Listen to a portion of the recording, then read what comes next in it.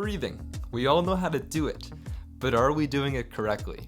Unfortunately, the majority of the world, myself included, have been plagued with bad breathing habits.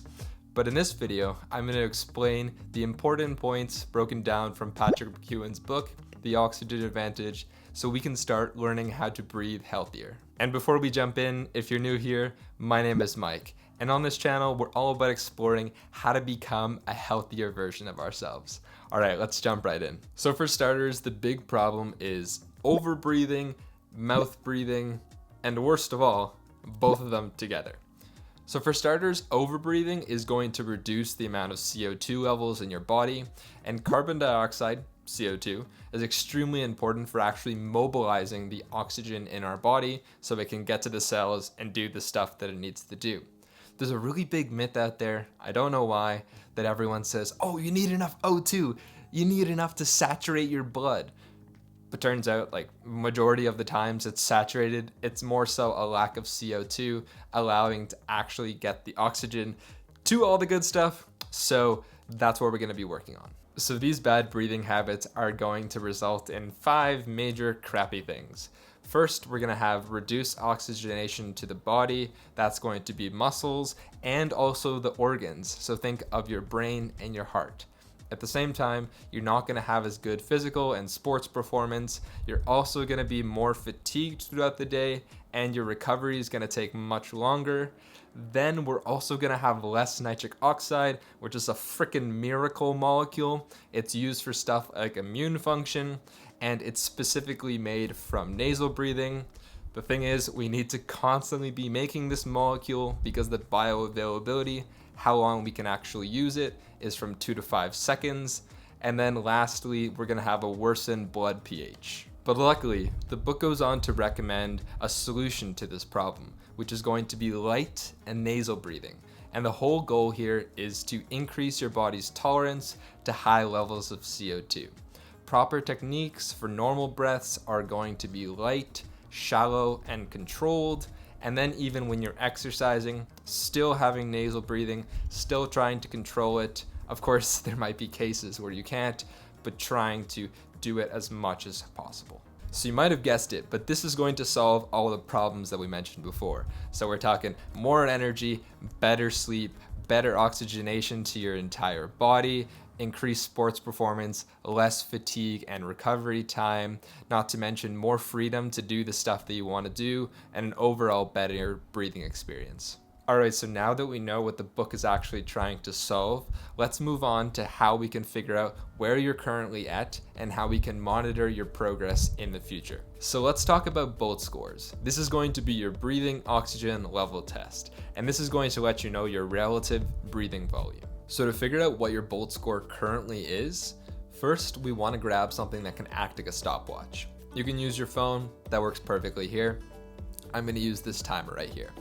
Next, you want to relax for at least 10 minutes and let your breathing rate slow down to a normal pace. Then we're going to fully exhale from our nose, and we're going to plug our nose and start the timer. Then we're going to hold, and on the very first hunger for air, we're going to stop the stopwatch and then breathe in normally. And that's going to be your BOLT score. Ideally, you want to be checking it first thing in the morning. That makes it pretty simple for you because you know you've been resting for a decent amount of time and things are steadied out and you can just be consistent with it.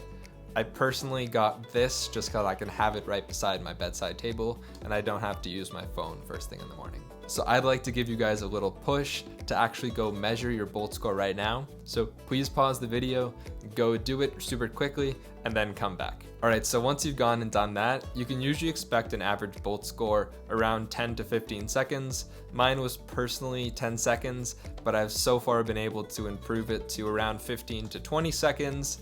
But again, this whole process takes a very long time. You're going to see a lot of improvement in the beginning, but then around 8 weeks, you're gonna really get stumped and just completely stopped in your tracks. But you just gotta be persistent with it. And there's a bunch of programs out there, in the book at least, to kind of ensure that we're progressing towards our goal. That goal actually is going to be 40 seconds plus. I know a lot of you are like, yo, 40 seconds, that's a long time. But that's essentially the level we want to get of the amount of CO2 that our body is able to tolerate. Okay, so now let's figure out how to actually start improving that Bolt score and a program that you can start applying today. But before I share that super quick, if you're enjoying the video, please feel free to subscribe down below. I would really appreciate it, and you can unsubscribe at any time if you'd like to. Alright, so now I'm going to share the routine for Bolt scores between 10 to 20 seconds. This is going to be the majority of people, but if you're below 10 seconds, just exclude the walks and also just focusing on the nasal opening exercise as much as possible. It'll be linked down below. So for starters, I recommend lying down and then just putting your hand on your belly and trying your best to focus on belly breathing and just having your hand follow the inhales and the exhales. Then the first thing we want to be doing is we want to start applying a small amount of pressure on our belly.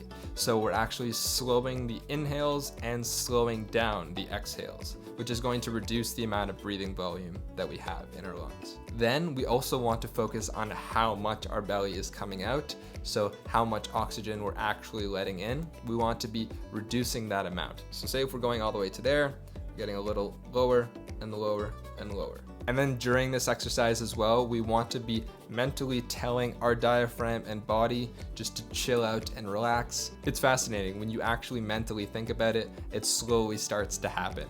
And this is just going to improve the whole experience. And we're going from mild to medium hunger for air. You don't want to feel like it's normal breathing. We're pushing ourselves a small amount to breathe in less and less. But if you push yourself too far, which is not the goal, and you feel a very strong hunger for air, just breathe normally again and restart from that point. And just make sure you get up the whole 10 minutes. But ideally, we don't want to be pushing ourselves too far. I'm also going to put a bunch of resources down below of how to do these exercises if you need some more explanation. Okay, then we have light breathing while actually walking. So for 30 to 60 minutes every single day, whenever we're walking somewhere, we want to be doing the same thing. So putting our hand on our belly and just starting to light breathe, just being mindful of it. Also, we want to be doing this throughout the entire day. And then once we get to a 15-second Bolt score, we also want to try doing a light jog with light breathing. All right, next we want to be making sure that we're measuring our Bolt score first thing in the morning every single day to make sure we're progressing in the right direction. Then if you're experiencing some nasal congestion, there's a nose blocking exercise.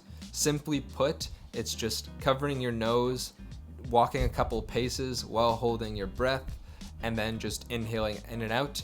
It goes for around 8 sets to 10 sets, but I'm also gonna put some references down below of some other alternatives as well. And then as mentioned, throughout the day, we want to be trying to belly breathe and slow it down as much as possible, so being mindful of that. I've actually learned from Ben Greenfield, who learned from Paul Chek, that you can take a kite string or just a little rope and wrap it around your belly. Not super tight, but just tight enough so that I can actually feel and be aware that I am belly breathing and not chest breathing. And then finally, we always want to be breathing through our nose. The best way to train ourselves to do this with literally putting in no work is going to be mouth taping. I made a video on that as well if you want to check that out. But if you're too scared to do it during the night, don't worry about it. Just do it during the day and you'll see that you're completely fine. Also, there's these things called Somni strips, which have a little slit in the mouth to make sure that nothing does happen. I'm confident it wouldn't, but worst case, just in case, for peace of mind. And to confirm, I'm not a doctor. None of the stuff I recommend is medical advice. So if you'd like to do that, there's that option as well. All right, so those were my main takeaways and the program you can start applying right away. If you're looking for the 30 and 40 second program, you can find those in the book. Also, if you'd like to improve your sleep apnea, your asthma, Patrick McKeown solved his own, and a couple other sports performance hacks, you can check those out in the book. I think it was a great read. I read it on Audible, so if you want to do the same thing, I think that's a good idea. You can easily do it while just going for walks and taking some quick little notes as you go through chapters. Well, anyways, I hope you guys enjoyed that video. If you're interested in learning about more cool tips and tricks, check out my video here about my Vivo Barefoots that are barefoot shoes that I've been wearing for the last year and have completely improved the way that I walk and reduced a bunch of pain throughout my body. Anyways, I'll see you guys in the next one. Bye-bye.